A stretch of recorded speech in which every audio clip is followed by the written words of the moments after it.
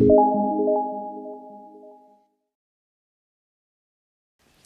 this video, we're going to take a look at how we go about setting up Register 360 settings, ready to start importing our scan data. Whenever you open Register 360, you'll be greeted with the splash screen, and we'll want to close that at this stage. We're going to go to the Settings cog, and we're going to start out on the General tab where we can change our units for our project.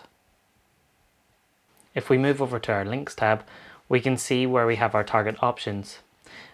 These max target errors are important whenever we're extracting out black and white targets or sphere targets. You'll also see the appearance settings for our links. These are set by default, however can be changed to suit our project.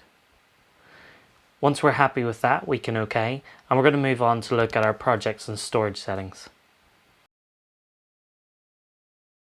Navigating to the Storage tab, we can configure each individual storage location for our projects, our archive folder and our temporary file. Clicking the three dots will allow me to go and navigate to where I want my data to be stored. Best practice is to create a new folder for each section on your hard drive.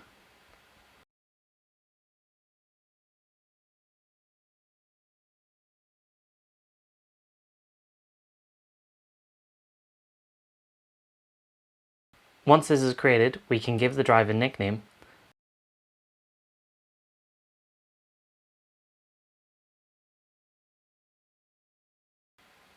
and we can also set that to our default storage should we wish.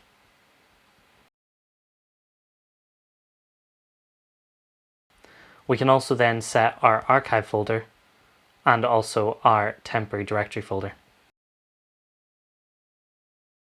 Once we have this configured, we're now ready to move on to the next stage where we're going to import our scan data.